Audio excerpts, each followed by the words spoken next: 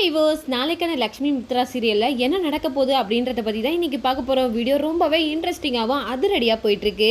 நம்ம லக்ஷ்மின்றத நம்ம மித்ரா வந்து அந்த இடத்துல தெரிஞ்சுக்கிறாங்க. அதுக்கப்புறம் நம்ம லக்ஷ்மியை ஏற்றுக்கிறாங்களா இல்லை மனிஷாவோட கூட்டு வெளியில் வருதா அப்படின்றத பற்றி தான் இந்த வீடியோக்குள்ளே பார்க்க போகிறோம். வீடியோவை ஸ்கிப் பண்ணாமல் பாருங்கள். வாங்க வீடியோக்குள்ளே போகலாம். இந்த பக்கம் பார்த்தீங்கன்னா நம்ம ஜுன்னுவும் லக்கியும் சேர்ந்து அந்த ஃபோட்டோவை எடுத்துகிட்டு வந்து கண்ணு முன்னாடியே நம்ம அம்மா உயிரோட தான் இருக்காங்க அப்படின்னு சொல்லிட்டு அந்த இடத்துல அந்த ஒரு ஆதாரத்தை வச்சு அந்த ஆதாரத்தை வச்சு அந்த கல்யாணத்தையும் நிறுத்திடுறாங்க அந்த ரெண்டு சின்ன பசங்களும். இந்த பக்கம் பார்த்தீங்கன்னா இதை பார்த்துட்டு நம்ம மித்ரா ரொம்பவே ஷாக் ஆகிடுறாங்க. இந்த பக்கம் நம்ம அர்ஜுனை தான் காட்டுறாங்க. அர்ஜுன் பார்த்தீங்கன்னா போலீஸோடு வராங்க. போலீஸோடு வந்தோடனே நம்ம மித்ரா என்ன தப்பு பண்ணா அப்படின்னு சொல்லிட்டு இந்த மனிஷா எந்திரிச்சு கேட்குறாங்க.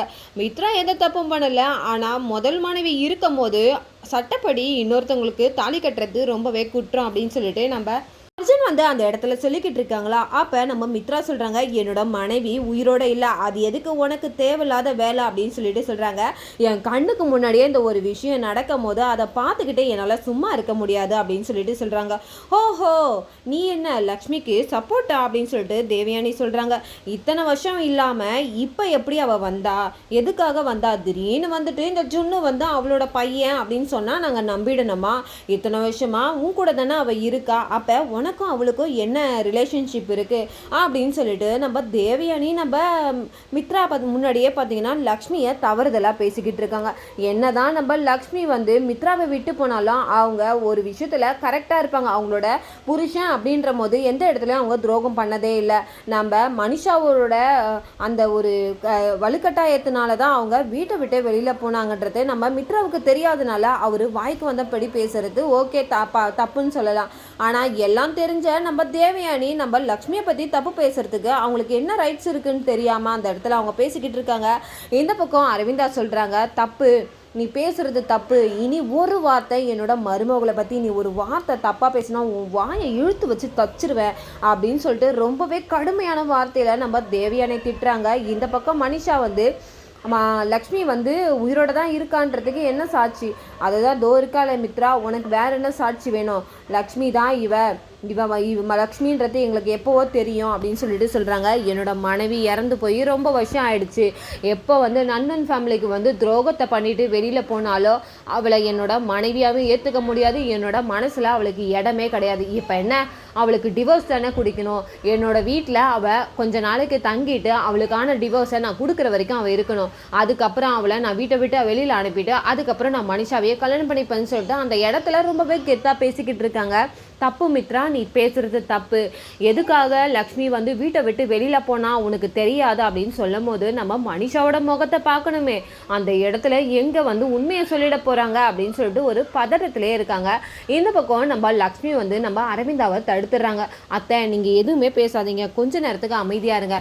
நானும் உண்மையை சொல்லக்கூடாது, நீயும் உண்மையை சொல்லக்கூடாது அப்படின்னா எப்போ தான் நீ இந்த உண்மையை உடைப்ப? உன் வாழ்க்கை என் கண்ணுக்கு முன்னாடியே அது போயிட்டு இருக்கத நான் பார்த்துக்கிட்டு இருப்பேனா? என்னால் முடியாது லக்ஷ்மி அப்படின்னு சொல்லிட்டு அரவிந்தா ரொம்பவே ஆவேசப்பட்டு பேசிக்கிட்டு இருக்காங்க. அப்போ தேவயானி சொல்கிறாங்க, என்ன ஒரு நாடகம் போட்டா, நம்ம வீட்லேயே சமிக்தாவாக இருந்துக்கிட்டு ஜெயமார் பொண்ணு அப்படின்னு சொல்லிட்டு எவ்வளோ வேஷத்தெல்லாம் போட்டுக்கிட்டு இருக்கான்ட்டு இன்னும் கொஞ்சம் ஏற்றி விட்டுக்கிட்டே இருக்காங்க மித்ராவை. கடைசி வரைக்கும் மித்ராவை வந்து நம்ம லக்ஷ்மி கூட வாழ விடாத அளவுக்கு இவங்க பண்ணிக்கிட்டு இருப்பாங்க போல். கடைசியாக கண்டிப்பாக இதுக்கான ஒரு விடையை நம்ம இதுக்குள்ளே தான் பார்க்க போகிறோம். இந்த பக்கம் பார்த்தீங்கன்னா நம்ம லக்ஷ்மியை பார்த்து சொல்கிறாங்க, இவ என்னைக்கு தரித்திரம் நம்ம வீட்டுக்குள்ளே நுழைஞ்சாலும் இந்த வீட்டில் இருக்கிற மொத்த சொத்துமே நம்ம இழந்து வெளியில் நடுத்துறையில் நம்ம நின்னோம் அப்படின்னு சொல்லிட்டு சொல்கிறாங்க. உடனே நம்ம விவேக் சொல்கிறாங்க, அம்மா அண்ணியை பற்றி நீங்கள் ஒரு வார்த்தை தப்பாக பேசக்கூடாது, அண்ணியை பற்றி உங்களுக்கு தெரியாது அப்படின்றாங்க. உடனே ஜானுவும் பேச ஆரம்பிக்கிறாங்க, நிறுத்துங்க, இதுக்கு மேலே எங்கள் அக்காவை பற்றி நீங்கள் ஒரு வார்த்தை பேசக்கூடாது. எங்கள் அக்காவை அவங்க வீட்டுக்கு வந்து கல்யாணம் பண்ணிக்கிட்டு வரேன்னு சொன்னால் நீங்கள் தான் கிராமத்தில் இருந்த எங்கள் அக்காவை கல்யாணம் பண்ணி கூட்டிகிட்டு வந்து இந்த வீட்டில் அவள் என்னைக்கு கல்யாணம் ஆகி வந்தாலும் அண்ணிலேருந்து அவள் சந்தோஷமாக இருந்து நான் பார்த்ததே கிடையாது. ஒவ்வொரு நாளும் அவளை நீங்கள் டார்ச்சர் பண்ணிக்கிட்டே தான் இருந்தீங்க. அதெல்லாம் எங்கள் அக்கா வாய் விட்டு என்ன நாட்களே போதவே போதாது. அந்த அளவுக்கு எங்கள் அக்காவை நீங்கள் ஒரு டார்ச்சர் பண்ணிக்கிட்டே இருந்தீங்க. நானும் பொறுத்து போனால் நீங்கள் பாட்டு எங்கள் அக்காவை நீங்கள் வார்த்தையில் பேசிக்கிட்டே இருக்கீங்க.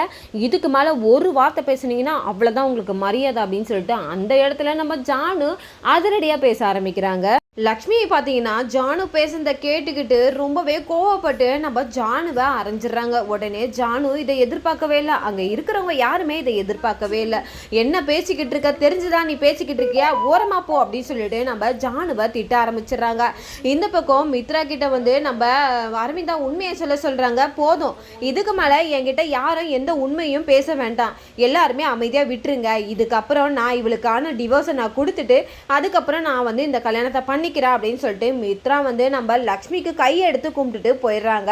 உடனே கோவத்தோட ரூமுக்கு போகிறாங்க. கோவத்தில் உச்சத்தில் பார்த்தீங்கன்னா அந்த மிரர் மேலே சாயிறாங்க. அந்த மிரரில் பார்த்தீங்கன்னா அவங்களுக்கு தலையில் கட்டியிருக்கிற அந்த காப்பை பார்த்துட்டு நம்ம லக்ஷ்மி தானே கொஞ்ச நேரத்துக்கு முன்னாடி அதை கட்டி விடுவாங்க. உடனே நம்ம மித்ரா வந்து கோவப்பட்டுட்டு அதுக்கப்புறம் வந்து அதை எடுத்து தூக்கி அப்படியே அறுத்து போடுறாங்க. அறுத்து போட்ட உடனே நம்ம லக்ஷ்மி கொடுத்த அந்த லாஃபிங் குப்தா மேலே போய் விழுது. அந்த லாஃபிங் குப்தாவை நினச்சி பார்க்குறாங்க நம்ம மித்ரா. லக்ஷ்மி கொடுக்கும் போது சொல்கிறாங்க, நீங்கள் எவ்வளோ கஷ்டத்தில் இருந்தாலும் நீங்கள் சந்தோஷத்தில் இருந்தாலும் இதை பார்க்கும் போது என்னோட ஞாபகம் வரணும் அப்படின்னு சொல்லிட்டு கொடுக்குறாங்கல்ல, அதை அப்படியே வந்து நம்ம மித்ரா ரிவைண்ட் பண்ணி பார்க்குறாங்க. அப்படி எங்கே சுற்றி பார்த்தாலுமே நம்ம லக்ஷ்மியோட முகம் தான் நம்ம மித்ராவுக்கு தெரியுது. என்னதான் கோவத்தில் இருந்தாலுமே நம்ம மித்ராவுக்கு லக்ஷ்மி மேலே இருக்கிற அந்த அன்பு குறைவேலைன்றத நம்ம இதுலேருந்து தெரிஞ்சுக்கலாம். இந்த பக்கம் பார்த்தீங்கன்னா அந்த வில்லி 2 பேருமே வந்து வெளியில் வந்து கதவை தட்டிக்கிட்டே இருக்காங்க. மித்ரா கதவை தர, நான் உங்ககிட்ட பேசணும், உன்னை நான் பார்க்கணும் மித்ரா, தயவு செஞ்சு கதவை தர அப்படின்னு சொல்லிட்டு நம்ம மனிஷா தொல்லை பண்ணிக்கிட்டே இருக்காங்க. உடனே மித்ரா சொல்கிறாங்க, தயவு செஞ்சு இப்போ என்னை யாருமே பார்க்க எனக்கு பிடிக்கல, தயவு செஞ்சு கொஞ்சம் நேரம் போறியா, என்னை தனியாக விடுறியா அப்படின்னு சொல்லிட்டு ரொம்பவே கோபத்தோட பேசுகிறாங்க. ஆனால் நம்ம மனிஷா விடுறதா இல்லை, நான் உங்ககிட்ட இப்போ பேசியே ஆகணும் அப்படின்றாங்க. ஆனால் மித்ரா வந்து அதெல்லாம் என்னால் திறக்க முடியாது, கொஞ்ச நேரம் நீ போ அப்படின்னு சொல்லிட்டு கடுமையாக திட்டுறாங்க. இதை பார்த்த நம்ம தேவி நீ சொல்கிறாங்க, இப்போ மட்டும் அவனை நீ பேசணும்னு சொல்லிட்டு இது பண்ணினா லக்ஷ்மிக்கு விழ வேண்டிய அடியும் உனக்கு விழ வந்துடும் பால, நீ அப்படி தான் பண்ணிக்கிட்டு இருக்க, அவனை போட்டு இருக்கிற டென்ஷனை இன்னும் அதிகரிக்காத, வா அப்புறமா அவனை கொஞ்சம் கூல் ஆகட்டும் அதுக்கப்புறம் நம்ம பேசலாம்னு சொல்லிட்டு கூட்டிகிட்டு போயிடறாங்க. உடனே மனிஷா ரூமுக்கு போயிட்டு ரொம்பவே கோவப்பட்டு, ஐயோ ஆண்டி என்ன ஆண்டி நீங்கள், அவன் தான் அப்படி சொல்கிறானா, என்ன வேற அவன் கிட்ட இருந்து வர கூட்டிகிட்டு வரீங்க நீங்கள் அப்படின்றாங்க. மனிஷா இப்போ நீ கோவத்தில் இருக்கிற, அதனால கொஞ்சம் நிதானமாக யோசி, இப்போ எந்த இடத்துலையும் நம்ம மித்ரா வந்து லக்ஷ்மிக்கு சப்போர்ட் பண்ணல, அதுதான் நம்மளுக்கு ப்ளஸ் பாயிண்ட்டே, புரியுதா, அதனால அதை வச்சு எப்படி வந்து அடுத்த இதுக்கு நம்ம கட்டத்துக்கு நகர முடியும் அப்படின்னு சொல்லிட்டு அதை யோசிச்சு பாரு, அதை விட்டுட்டு இப்போ எதுக்கு கோவப்படுற அப்படின்றாங்க. நான் நினச்சி கூட பார்க்கல ஆண்டி, இந்த கல்யாணம் இந்த பிசாசுங்களால் நீக்கோன்ட்டு நான் வந்து அதை யோசிக்கவே இல்லை. நான் எப்போவுமே வந்து இந்த லக்ஷ்மி இந்த அரவிந்தா ஆண்டி தான் ஏதாவது பண்ணி நிறுத்துவாங்களோ இந்த பயத்தில் இருந்தான், ஆனால் இந்த 2 பிசாசுங்களும் இப்படி பண்ணவன்ட்டு நான் நினச்சி கூட பார்க்கல, அதுக்கு நானும் ஒரு காரணம் அப்படின்னு சொல்கிறாங்க. என்ன ஆண்டி சொல்கிறீங்க அப்படின்றாங்க. ஆமாம், அந்த 2 பிசாசுங்களும் போச்சுங்க, உனக்கு கிஃப்ட் எடுத்துகிட்டு வரேன் தான் சொல்லிட்டு போச்சுங்க, அதனால தான் அதுங்க 2த்தையும் அங்கே விட்டேன், ஆனால் இவ்வளோ பெரிய கிஃப்ட்டை கொடுக்கும்ன்ட்டு நான் நினச்சி கூட பார்க்கல அப்படின்ட்டு.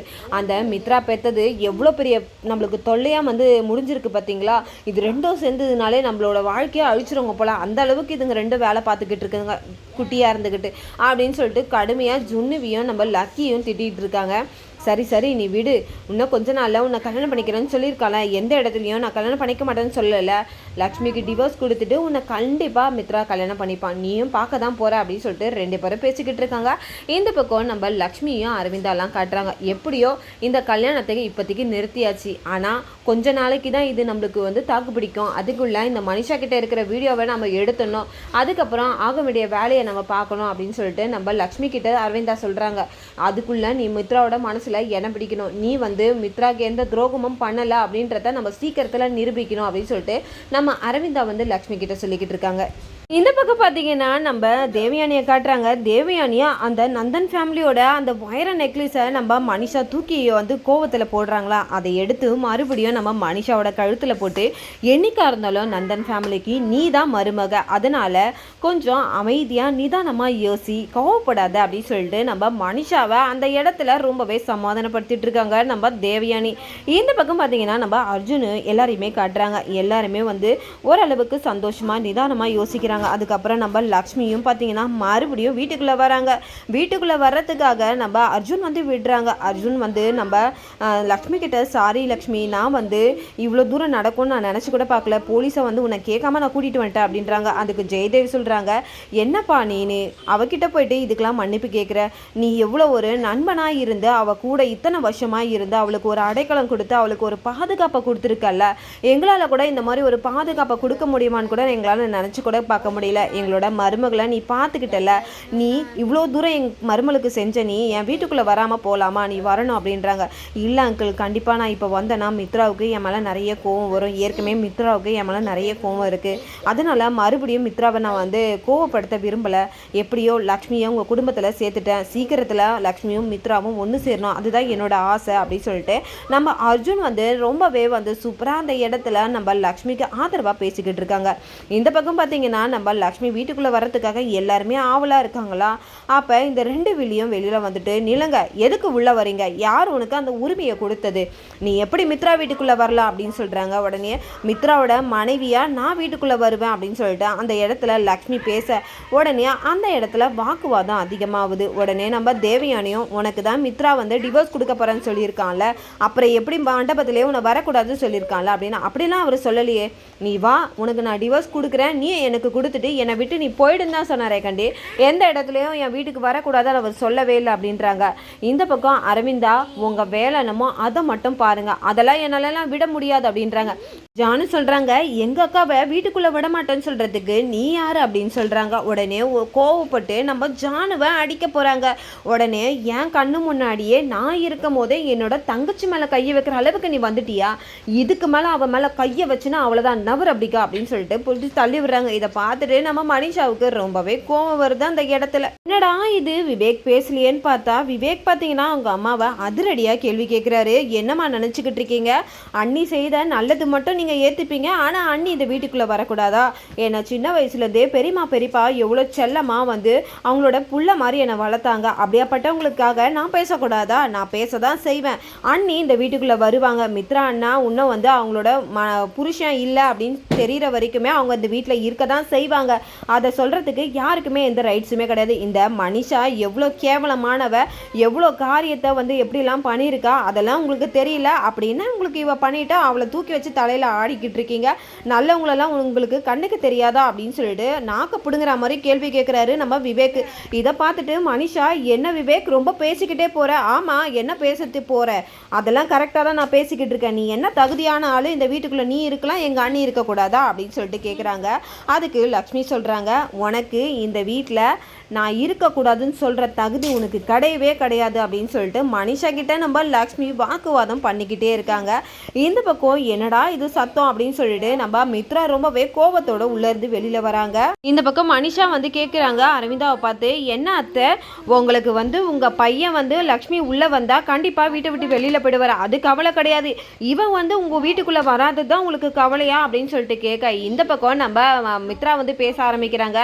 என் குடும்பத்தில் எவ்வளோ துரோகத்தை இவ பண்ணிட்டு போயிருக்கா, என்னோட ஷேர் எல்லாத்தையுமே இவன் வந்து என்கிட்ட இருந்து பறிச்சுட்டு போயிருக்கா, அது மட்டும் இல்லை இப்போ ஜெயமார் பொண்ணாவா என்கிட்ட வந்து வேஷம் போட்டு என்னை ஒட்டு மொத்தமாக ஏமாத்திருக்கா, அப்படியேப்பட்டவளை நான் எப்படி இது பண்ணிப்பேன் அப்படின்னு சொல்லிட்டு நம்ம மித்ரா ஒரு பக்கம் பேச, இந்த பக்கம் அரவிந்தா பார்த்தீங்கன்னா நம்ம ஜுன்னுவையும் நம்ம லக்கியும் உள்ளே கூப்பிட்றாங்க. நம்ம லக்கி போயிட்டு நம்ம மித்ரா கிட்ட அழுகுறாங்க.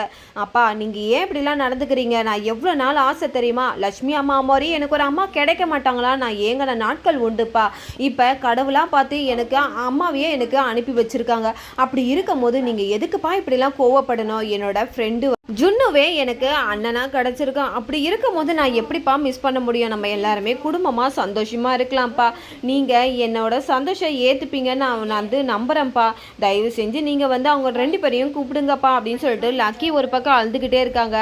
அந்த மனிஷா என்னை என்ன ஒரு வாட்டியே சொல்கிறாங்க, நான் அனாதைன்னு சொல்கிறாங்கல்லப்பா, நான் அனாதையா அப்படின்னு சொல்லிட்டு கட்டி பிடிச்சி அழுதுகிட்டு இருக்காங்க. நீ அனாதை இல்லை, நீ என்னோட பொண்ணு தான் அப்படின்னு சொல்லிட்டு நம்ம மித்ராவும் கட்டி பிடிச்சி அழுதுகிட்டு இருக்காங்களா. இந்த பக்கம் நம்ம மனிஷா நம்ம லக்ஷ்மியை உள்ளே வர அளவுக்கு பண்ணிக்கிட்டு இருக்காங்க. ஒரு பக்கம் நம்ம லக்கி வந்து நம்ம மித்ரா கிட்ட எப்படியாவது அவங்கள உள்ளே கூப்பிடுங்க அப்படின்னு சொல்லிட்டு கெஞ்சிக்கிட்டு இருக்காங்க. இந்த பக்கம் யாருமே உன்னை வந்து இது பண்ண மாட்டாங்க, நீங்கள் ஜுன்னவியும் உங்களோட பிள்ளைய ஏற்றுக்கங்க அப்படின்னு சொல்கிறாங்க. அது மட்டும் என்னால் முடியவே முடியாது, என்னோட பொண்ணுனா அது நீ மட்டும்தான், வேற யாருமே எனக்கு பசங்களும் கிடையாது, எனக்கு யாருமே கிடையாது அப்படின்னு சொல்லிட்டு நான் வாழ்கிறதே உனக்காக தான் வாழ்கிறேன், உனக்கு ஒரு அம்மா கிடைக்கணும் அப்படின்னு சொல்லிட்டு தான் நான் மனிஷாவே நான் கல்யாணம் பண்ணிக்கணும்னு நினச்சேனே கண்டி, மற்றபடி எனக்கு மனிஷாவை கல்யாணம் பண்ணிக்கவும் விருப்பம் இல்லை அப்படின்னு சொல்லிட்டு நம்ம மித்ரா வந்து நம்ம லக்கி கிட்ட பேசிக்கிட்டு இருக்காங்க வருந்தி. அந்த இடத்துல பார்த்தீங்கன்னா நம்ம லக்கி வந்து மறுபடியும் அவங்கள கூப்பிட சொல்லியே கெஞ்சிக்கிட்டு இருக்காங்க. நிஷா நம்ம லக்ஷ்மி கிட்ட சவால் விடுறாங்க, உன்னை எப்படி மித்ரா கையால் கழுத்தை பிடிச்சி இந்த வீட்டை விட்டு நான் வெளியில் அனுப்புகிற நாள் வரும் அப்படின்னு சொல்லிட்டு நேருக்கு நேரு நின்று நம்ம லக்ஷ்மி கிட்ட சவால் விட்டுட்டு இருக்காங்களா. எப்படியோ இவங்க எல்லாருமே வந்து நம்ம லக்ஷ்மியை வீட்டுக்குள்ளே கூட்டிகிட்டு வந்துடுறாங்க. 3 பேரும் தனியாக பேசிக்கிட்டு இருக்காங்க. எல்லாருமே ஒன்று சேர்ந்து அரவிந்தா, ஜெயதேவ், விவேக், ஜானு எல்லாரும் பேசிக்கிட்டு இருக்காங்க. அக்கா நீ வந்து இந்த மனிஷா கிட்ட கொஞ்சம் ஜாகிரதையாக இருக்கணும் அப்படின்னு சொல்கிறாங்க. ஆமாம் அரவிந்தாவும் சொல்கிறாங்க உடனே. ஆமாம் லக்ஷ்மி, அவள் அடிப்பட்ட பாம்பு, இப்போ அதுக்கு மேலேயே வந்து அவள் விஸ்வரூபம் எடுக்கிறதுக்கு வாய்ப்பு இருக்குது. ஏன்னா ஒரு வாட்டியும் அவன் இந்த கல்யாணத்தில் தோத்துக்கிட்டே இருக்கிறதுனால அவள் அடிப்பட்ட பாம்பு உன்னை சும்மா விட மாட்டா அப்படின்னு சொல்லிட்டு நம்ம அரவிந்தா வந்து சொல்கிறாங்க. அதுக்கு நம்ம ஜானு சொல்கிறாங்க, ஆமாம் அவள் அடிப்பட்ட பாம்புலாம் கிடையாது, அவள் அடிப்பட்ட அணகுண்டா. அதனால அடுத்த கட்டத்துக்கு போகிறதுக்கு முன்னாடியே அதுக்குள்ளே நம்ம மாமாவுக்கு சீக்கிரத்தில் இந்த மனிஷாவை பற்றி நம்ம புரிய வைக்கணும் அப்படின்னு சொல்லிட்டு மாற்றி பேசிக்கிட்டு இருக்காங்க. நம்ம விவேக்கும் அவங்களோட பங்குக்கு பேசுகிறாங்க. ஆமா நீ இந்த மனிஷாவை எப்படியாவது அண்ணன்கிட்ட சேர விடாத அளவுக்கு நம்ம பண்ணணும், இவளோட எல்லா குட்டியும் வெளியில் கொண்டு வரணும் அப்படின்னு சொல்லிட்டு நம்ம விவேக்கும் ஒரு பக்கம் சொல்ல, இந்த பக்கம் நம்ம அரவிந்தா சொல்கிறாங்க, சீக்கிரத்தில் எல்லாத்துக்கான ஏற்பாடுகளை பண்ணு லக்ஷ்மி அப்படின்றாங்க. உடனே அத்தை நீங்கள் எதுக்கும் கவலைப்படாதீங்க, நான் வந்து மித்ராவுக்கு அன்புனா என்ன, உண்மையான காதல்னா என்ன அப்படின்னு சொல்லிட்டு நான் கண்டிப்பாக சீக்கிரத்தில் புரிய வைப்பேன் அப்படின்னு சொல்லிட்டு நம்ம லக்ஷ்மி ரொம்பவே போல்டாக பதில் சொல்லிக்கிட்டு இருக்காங்கன்னே சொல்லலாம். இந்த பக்கம் நம்ம லக்கி நம்ம ஜுன்னு வந்து பார்த்திங்கன்னா சந்தோஷமாக இருக்காங்க. அவங்க வீட்டுக்குள்ளே வந்துட்டாங்க அப்படின்னு சொல்லிட்டு இப்போ இதுக்கப்புறம் அவங்க 2 பேரோட பாண்டிங் பார்த்திங்கன்னா இன்னும் அதிகமான ஒரு நெருக்கத்தை வந்து உருவாக்க போகுதுன்னே சொல்லலாம். இந்த பக்கம் பார்த்தீங்கன்னா நம்ம ஜுன்னுவக்கானன்னு சொல்லிட்டு ஒரு பரபரப்பான விஷயம் வந்து எல்லாருக்கும் வந்து அதிர்ச்சி தர மாதிரி ஆயிடுது. எல்லாருமே வந்து நம்ம ஜானு வந்து கேட்குறாங்க, ஜானு கிட்ட இந்த மாதிரி ஜுன்னுவை பார்த்தியா அப்படின்றாங்க. என்னக்கா சொல்கிற, ஜுன்னு இங்கே தான் இருந்தானே அப்படின்றாங்க. உடனே வந்து நம்ம அரவிந்தா கிட்ட கேட்குறாங்க, அத்தை ஜுன்னுவை பார்த்தீங்களா அப்படின்றாங்க. என்ன லக்ஷ்மி சொல்கிற, ஜுன்னு இங்கே தான் எங்கன்னா இருப்பான் அப்படின்ட்டு. இல்லை அத்தை நான் ரொம்ப நேரமாக தேடிக்கிட்டு இருக்கேன், அவனை காணவே காணும் அப்படின்றாங்க. ஏன் டென்ஷன் ஆகிற, இங்கே தான் எங்கேயாவது இருப்பான், வெயிட் பண்ண அப்படின்றாங்க. இந்த பக்கம் ஜெயதேவும் சொல்லிக்கிட்டு இருக்காங்களா. இதை வந்து நம்ம மனிஷா வந்து தூங்கிட்டு இருக்க மனிஷா கிட்ட போயிட்டு தேவயானி இதை ஒட்டி கேட்டுட்டு போய் சொல்கிறாங்க, மனிஷா எந்திரின்றாங்க. ஆனால் மனிஷா எந்திரிக்கிறதா இல்லை. என்ன ஆண்டி உனக்கு ஒரு குட் நியூஸ் அப்படின்றாங்க. என்ன ஆண்டி இந்த லக்ஷ்மி வீட்டை விட்டு போயிட்டாளா, ஐயோ அதை விட பெரிய விஷயம், நம்ம 2 பேரும் நினச்ச விஷயம் அப்படின்றாங்க. என்ன ஆண்டி சொல்கிறீங்க, இந்த ஜுன்னு காணாமல் போயிட்டான் அப்படின்றாங்க. என்ன ஆண்டி சொல்கிறீங்க, ஜுன்னு காணாத போயிட்டானா அப்படின்றாங்க. ஆமாம் நம்மளே வீட்டை விட்டு அனுப்பணும்னு நினச்சோம், அதுதான் இருக்கிறதுலே பெரிய பிசாசு, அதுவே வெளியில் ஒழிஞ்சு போயிடுச்சு அப்படின்ட்டு அவங்க 2 பேரும் சந்தோஷமாக பேசிக்கிட்டு இருக்காங்க. இந்த பக்கம் நம்ம விவேக் கிட்டேயும் கேட்குறாங்க. ஆனால் ஜுன்னு எங்கே போனானே தெரியாமல் எல்லாருமே பதறி போய் தேடிக்கிட்டு இருக்காங்க. அண்ணி இருங்க, பக்கத்தில் எங்கேயாவது போயிருக்கானான்னு நான் பார்க்குறேன், வெயிட் பண்ணுங்க, ஒரு மாதிரி பதட்டப்படாதீங்க அண்ணி அப்படின்னு சொல்லிட்டு நம்ம விவேக்கும் அந்த இடத்துல சமாதானப்படுத்துறாங்க. எல்லாருமே மாத்துக்கட்டத்தில் நம்ம ஜுன்னுவை தேடிக்கிட்டு இருக்காங்க. ஆனால் நம்ம ஜுன்னு எங்கே போயிருப்பாரு, நம்ம அர்ஜுனை பார்க்கறதுக்கு தான் போயிருப்பாங்க. ஏன்னா எப்பவுமே அர்ஜுன் கூடயே இருந்துட்டு இப்போ அர்ஜுனை பார்க்க முடியாமல் நம்ம ஜுன்னுவால் இருக்க முடியாது. அதனால அர்ஜுனை தேடி தான் நம்ம ஜுன்னுவும் போயிருப்பாங்க. நிஷா என்ன பண்ணுறாங்க, நம்ம லக்ஷ்மி கிட்ட வம்பு இழுக்க வராங்க. என்ன லக்ஷ்மி உன் பையனை காணுமா, கங்க்ராச்சுலேஷன் அப்படின்றாங்க. எனக்கு ரொம்ப சந்தோஷமாக இருக்குது அப்படின்னு சொல்லிட்டு ரொம்பவே சந்தோஷப்பட்டு பேசிக்கிட்டு இருக்காங்க. இந்த பக்கம் நம்ம லக்ஷ்மிக்கு என்ன பேசுறதுனே தெரியாமல் அந்த இடத்துல அவங்க அழுதுகிட்டே இருக்காங்க. ஒரு பக்கம் நம்ம லக்கி வந்து கேட்குறாங்க, ஜுன்னுவை நீ பார்த்தியா அப்படின்னு கேட்குறாங்க. இந்த பக்கம் இந்த சந்தோஷமான விஷயத்த நம்ம மித்ரா கிட்ட போயிட்டு சொல்கிறாங்க நம்ம தேவயானியும் நம்ம மனிஷாவும். இந்த பக்கம் அப்படியே பார்த்தீங்கன்னா நம்ம லக்ஷ்மி கிட்ட வந்து லக்கி சொல்கிறாங்க, ஜுன்னு எங்கே இருக்கான் அப்படின்றது எனக்கு தெரியும் அப்படின்ட்டு. நம்ம என்னமோ நம்ம அர்ஜுன் வீட்டுக்கு போயிருப்பாரு அப்படின்னு நினச்சா கடைசியில் நம்ம மித்ரா பக்கத்தில் போயிட்டு தூங்கிட்டு இருக்கதான் நம்ம லக்கி பார்த்துட்டு சொல்கிறாங்க. இதை பார்த்துட்டு நம்ம லக்ஷ்மி ரொம்பவே பதறி போய் வராங்க, ஏதாவது நடந்துற போது அவர் பார்த்தார்னா அப்படின்னு சொல்லிட்டு வராங்க. அங்கே நம்ம மனிஷாவும் நம்ம தேவியனையும் ஆல்ரெடி அங்கே இருக்காங்க. இதை பார்த்ததுமே நம்ம மனிஷா ரொம்பவே அதிர்ச்சி ஆகிட்டு, என்ன காரியத்தை பண்ணிக்கிட்டு இருக்க மித்ரா, உனக்கு இவனை பிடிக்குமா அப்படின்றாங்க. நீ வேற, இவன் எப்போ வந்து இங்கே படுத்தானே எனக்கு தெரியாது, 2 பேரும் அப்படியே கட்டி பிடிச்சி படுத்துக்கிட்டு இருக்கீங்க அப்படின்னு சொல்லிட்டு நம்ம மனிஷா ரொம்பவே கேள்வியாக எழுப்புறாங்க. அதுக்கு அரவிந்தா, ஆஹா இந்த காட்சியை பார்க்க எவ்வளோ அருமையாக இருக்குது, என்னதான் இருந்தாலும் ஒரு ரத்த பாசத்தை விட்டு கொடுக்க முடியுமா, இப்போ அப்படி தான் மித்ராவும் இது பண்ணிட்டாங்கன்னு சொல்லிட்டு அந்த இடத்துல சொல்ல, உடனே மனிஷாவுக்கு ஏற ஆரம்பிக்குது கோபம். நம்ம மனிஷா நம்ம லக்ஷ்மிக்கு கங்க்ராச்சுலேஷன் சொன்னாங்க, இப்போ நம்ம லக்ஷ்மி தான் அவங்களுக்கு சொல்லுவாங்க போல், அந்த அளவுக்கு இருக்குது. அந்த இடத்துல நம்ம மனிஷாவுக்கு பெரிய ஆப்பா கிடச்சிதுன்னே சொல்லலாம். இந்த பக்கம் பார்த்திங்கன்னா வழக்கம் போல் அதுக்கப்புறம் எல்லாருமே வந்து ஸ்கூலுக்கு கிளம்ப ஆரம்பிச்சிடுறாங்க. குழந்தைங்க அவங்களுக்கான டிஃபன்லாம் ஏற்பாடு பண்ணிக்கிட்டு இருக்காங்களா. இந்த பக்கம் நம்ம லக்கிக்கு பார்த்திங்கன்னா தலை வாரணும் அப்படின்னு சொல்லிட்டு நம்ம லக்கி வந்து சொல்ல உடனே வந்து நம்ம மித்ராவும் வாரி பார்க்குறாங்க. வார முடியல. உடனே மனிஷா கிட்ட சொல்கிறாங்க அவளுக்கு கொஞ்சம் தலை வாரி விடு அப்படின்ட்டு. நம்ம மனிஷா தலை வாரன்ற பேரில் நம்ம லக்கியை பிடிச்சி இழுத்து இது பண்ணுறாங்க. உடனே லக்கி என்ன மனிஷா பண்ணுற அப்படின்னு சொல்லிட்டு கோவப்படுறாங்க. அப்பா எனக்கு தயவு செஞ்சு நீங்கள் யாருமே வந்து இது பண்ண தேவையில்ல, நான் லக்ஷ்மி அம்மா கிட்டேயே நான் வந்து தலை வாரிக்கிறேன் அப்படின்னு சொல்லிட்டு நம்ம லக்கி சொல்லிவிட்டு அந்த பக்கம் ஓடிடுறாங்க. உடனே லக்கியை கூப்பிட்றாங்க. லக்கி போகாத இரு அப்படின்றாங்க. உடனே நம்ம லக்கியும் அந்த லக்ஷ்மி கிட்ட போயிட்டு தலை வாரத்துக்கு போகிறாங்க சந்தோஷமாக. பார்த்துட்டு மனிஷா ரொம்பவே கோவப்பட்டு நம்ம மித்ரா கிட்ட போய் கேட்குறாங்க, என்கிட்ட நீ சத்தியம் பண்ணலை என்னை கல்யாணம் பண்ணிக்கிறேன்னு சொல்லிட்டு, இன்னைக்கு உன்னோட பொண்டாட்டியும் பொள்ளையும் பார்த்தோன்னே உனக்கு வந்து பாசம் பொத்துக்கிட்டு வருதா, அவன் கூடயே படுத்து தூங்கியிருக்கா அப்படி இப்படின்னு சொல்லிட்டு நம்ம மித்ராவையே கேள்வி கேட்குறாங்க நம்ம மனிஷா. இந்த பக்கம் இதை பார்த்துட்டு மித்ரா ரொம்பவே கோவப்பட்டு அந்த இடத்த விட்டு போயிடறாங்க. உடனே நம்ம தேவயானி கேட்குறாங்க, நீ என்ன பைத்தியமா, நீ எதுக்காக வந்து இன்னும் வந்து லக்ஷ்மியும் அந்த ஜுன்னுவையும் ஞாபகப்படுத்திக்கிட்டே இருக்க, அவன்கிட்ட போயிட்டு உன்னோட பையன் சொல்லிட்டே இருக்கியா, உனக்கு அறிவு இருக்கா இல்லையா, நம்மளே அந்த அர்ஜுனோட பையன் அப்படின்னு சொல்லிட்டு நம்ம சொல்லணும்னு தான் நினச்சிக்கிட்டு இருக்கோம். நீ போயிட்டு இப்போ மித்ராவுக்கு அதை ஞாபகப்படுத்தினா கண்டிப்பாக அவன் அந்த பக்கம் தான் சாய்வா அப்படின்னு சொல்லிட்டு இந்த பக்கம் வந்து நம்ம மனிஷா கிட்ட தேவயானி சொல்லிட்டு இருக்காங்க. இந்த பக்கம் எல்லாருமே வழக்கம் போல் ஸ்கூல் கிளம்பிட்டு இருக்காங்க சந்தோஷமாக. ஒரு பக்கம் நம்ம லக்ஷ்மி கண் கலங்குறாங்க. நம்ம ஜுன்னு சொன்னதை கேட்டு எனக்கு அப்பா கூட படுக்கணும்னு தோணுச்சு, நான் போய் படுத்துட்டேன் அப்படின்னு சொல்கிறாங்க. இதை கேட்டுட்டு எவ்வளோ வருஷமாக இவன் ஏங்கிட்டு இருந்தான் தெரியுமா அத்தை, அவன் அப்பாவோட பாசத்துக்காக. இப்போ அந்த பாசம் கிடைக்கும் போது அவன் அவ்வளோ சந்தோஷமாக இருக்கான் அப்படின்னு சொல்லிட்டு நம்ம லக்ஷ்மி அரவிந்தா கிட்ட சொல்லிக்கிட்டு இருக்காங்க. இந்த பக்கம் பார்த்தீங்கன்னா நம்ம அர்ஜுனை தான் காட்டுறாங்க. நம்ம லக்கி வந்து பார்த்தீங்கன்னா நம்ம மித்ரா கிட்ட போய் கேட்குறாங்க, என்னப்பா எனக்கே நீங்கள் துரோகம் பண்ணுறீங்களா, நேற்றெல்லாம் என்ன சொன்னீங்க, நான் தான் உங்கள் வாரிசு, நீ தான் எனக்கு எல்லாமே அப்படின்ட்டு இன்னைக்கு ஜுன்னு கூட கட்டி பிடிச்சி படுத்துக்கிட்டு இருக்கீங்களே, இதெல்லாம் ஓவரா இல்லை அப்படின்றாங்க. நீ நினச்சிதாமா கட்டி பிடிச்சி படுத்துக்கிட்டு இருக்க, நீ ஏன் அப்படிலாம் பேசிக்கிட்டு இருக்க.